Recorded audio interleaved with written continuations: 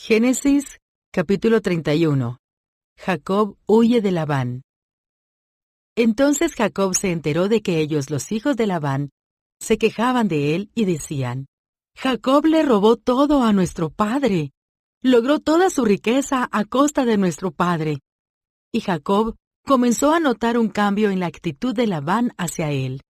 Entonces el Señor le dijo a Jacob: Regresa a la tierra de tu padre y de tu abuelo, y a tus parientes de allí, y yo estaré contigo. Entonces Jacob mandó llamar a Raquel y a Lea al campo donde él cuidaba el rebaño, y les dijo: Noto un cambio en la actitud de su padre hacia mí, pero el Dios de mi padre ha estado conmigo. Ustedes saben con cuánto esfuerzo trabajé para su padre. Sin embargo, me ha estafado, cambiando mi salario 10 veces. Pero Dios no le ha permitido que me haga ningún daño, pues si Él decía: los animales manchados serán tu salario, todo el rebaño comenzaba a dar crías manchadas. Y cuando Él cambiaba de opinión y decía: los animales rayados serán tu salario, entonces todo el rebaño producía crías rayadas. De esa manera, Dios ha tomado los animales de su padre y me los ha entregado a mí. En una ocasión, durante la época de apareamiento, tuve un sueño, y vi que los chivos que se apareaban con las hembras eran rayados, manchados y moteados. Y en mi sueño, el ángel de Dios me dijo: Jacob. Y yo respondí: sí, aquí estoy. El ángel dijo: levanta la vista, y verás que solamente los machos rayados, manchados y moteados, se aparean con las hembras de tu rebaño. Pues he visto el modo en que Labán te ha tratado. Yo soy el Dios que se te apareció en Betel, el lugar donde ungiste la columna de piedra y me hiciste el voto. Ahora prepárate, sal de este país y regresa a la tierra donde naciste. Raquel y Lea respondieron: por nuestra parte está bien. De todos modos, nosotras no heredaremos nada de las riquezas de nuestro padre. Él ha reducido nuestros derechos a los mismos que tienen las mujeres extranjeras, y después de habernos vendido, derrochó el dinero que tú le pagaste por nosotras. Toda la riqueza que Dios le ha quitado a nuestro padre y te ha dado a ti nos pertenece legalmente a nosotras y a nuestros hijos. Así que, adelante, haz todo lo que Dios te ha dicho. Entonces Jacob hizo que sus esposas y sus hijos subieran a los camellos, y puso en marcha a todos sus animales. Reunió todas las pertenencias que había adquirido en Padán Aram, y salió hacia la tierra de Canaán, donde vivía su padre Isaac. En el momento de partir, Labán estaba lejos, esquilando sus ovejas. Así que Raquel robó los ídolos de la familia de su padre y los llevó consigo. Jacob fue más listo que Labán el arameo, porque salieron en secreto y nunca le dijeron que se iban. De ese modo, Jacob se llevó todas sus pertenencias y cruzó el río Éufrates, en dirección a la zona montañosa de Galaad. Labán persigue a Jacob. 3 días después, le avisaron a Labán que Jacob había huido. Entonces él reunió a un grupo de sus parientes y emprendió la búsqueda. Alcanzó a Jacob 7 días después en la zona montañosa de Galaad. Pero la noche anterior, Dios se le había aparecido a Labán el arameo en un sueño, y le había dicho: te advierto que dejes en paz a Jacob.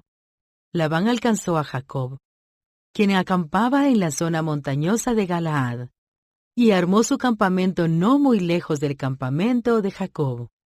¿Qué pretendes engañándome de esa manera?, preguntó Labán. ¿Cómo te atreves a llevarte a mis hijas como si fueran prisioneras de guerra? ¿Por qué huiste en secreto? ¿Por qué me engañaste? ¿Y por qué no me dijiste que querías marcharte? Yo te habría hecho una fiesta de despedida con cánticos y música, al son de panderetas y arpas. ¿Por qué no me dejaste besar a mis hijas y a mis nietos, y despedirme de ellos. Has actuado como un necio. Yo podría destruirte, pero el Dios de tu padre se me apareció anoche y me advirtió: deja en paz a Jacob. Puedo entender que sientas que debes irte y anhelas interesadamente la casa de tu padre. Pero, ¿por qué robaste mis dioses? Me apresuré a irme porque tuve miedo, contestó Jacob. Pensé que me quitarías a tus hijas por la fuerza. Ahora, en cuanto a tus dioses, si puedes encontrarlos, que muera la persona que los haya tomado.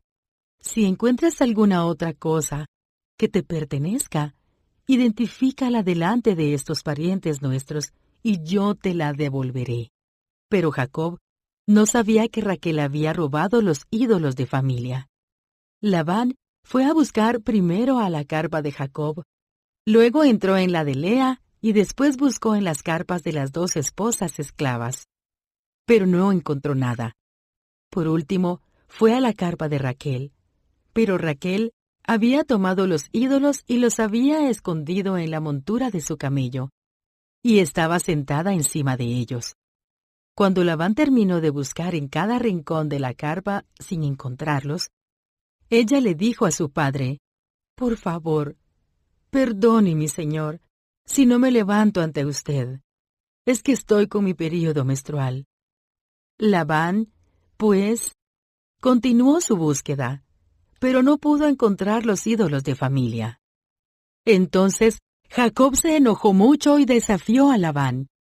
¿Cuál es mi delito?, preguntó él. ¿Qué mal he hecho para que me persigas como si fuera un criminal? Has registrado todas mis pertenencias. Muéstrame ahora lo que hayas encontrado que sea tuyo.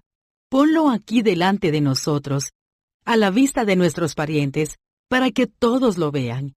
Que ellos juzguen entre nosotros. Durante 20 años he estado contigo cuidando de tus rebaños. En todo ese tiempo tus ovejas y tus cabras nunca abortaron. En todos esos años nunca tomé ni un solo carnero tuyo para comérmelo. Si alguno de ellos era atacado por animales salvajes y moría, yo nunca te mostraba el cadáver ni te pedía que lo descontaras de tu rebaño. No, yo mismo me hacía cargo de la pérdida. Tú me hacías pagar por cada animal robado, ya fuera a plena luz del día o en la oscuridad de la noche. Trabajé para ti bajo el sofocante calor del día y en el frío de la noche, sin dormir. Sí, durante 20 años trabajé como un esclavo en tu casa. Trabajé 14 años para ganarme a tus 2 hijas y, después, 6 años más por tu rebaño. Y cambiaste mi salario 10 veces. En realidad, si el Dios de mi padre no hubiera estado de mi parte, el Dios de Abraham y el temible Dios de Isaac, tú me habrías despedido con las manos vacías. Pero Dios ha visto tu abuso y mi arduo trabajo. Por eso se te apareció anoche y te reprendió. Tratado de Jacob con Labán. Entonces Labán respondió a Jacob: esas mujeres son mis hijas, esos niños son mis nietos, y esos rebaños son mis rebaños. De hecho, todo lo que ves es mío, pero ¿qué puedo hacer ahora respecto a mis hijas y a mis nietos? Así que hagamos un pacto tú y yo, y ese pacto será un testimonio de nuestro compromiso. Entonces Jacob tomó una piedra y la erigió como columna conmemorativa, y dijo a los miembros de su familia: recojan algunas piedras. Entonces ellos juntaron piedras y las apilaron. Luego Jacob y Labán se sentaron junto al montículo de piedras y compartieron una comida para celebrar el pacto. Con el fin de conmemorar el suceso, Labán llamó a aquel lugar Jegar Saaduta, que significa montículo del testimonio en arameo. Y Jacob lo llamó Galaad, que significa montículo del testimonio en hebreo. Entonces Labán declaró: este montículo de piedras quedará como testimonio para recordarnos el pacto que hemos hecho hoy. Esto explica por qué ese lugar fue llamado Galaad, montículo del testimonio, pero también se le llamó Mizpa, que significa torre de vigilancia, pues Labán dijo que el Señor nos vigile a los dos para cerciorarse de que guardamos este pacto cuando estemos lejos el uno del otro. Si tú maltratas a mis hijas o te casas con otras mujeres, Dios lo verá, aunque nadie más lo vea. Él es testigo de este pacto entre nosotros.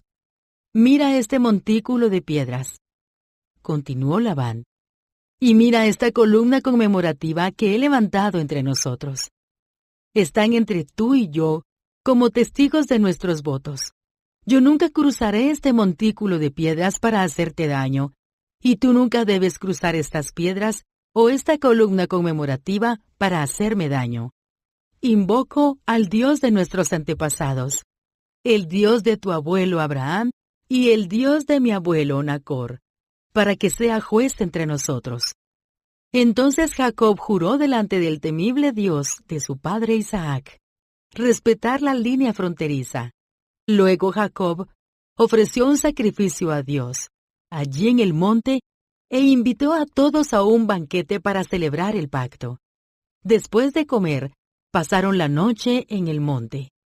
Labán se levantó temprano a la mañana siguiente, besó a sus nietos y a sus hijas, y los bendijo.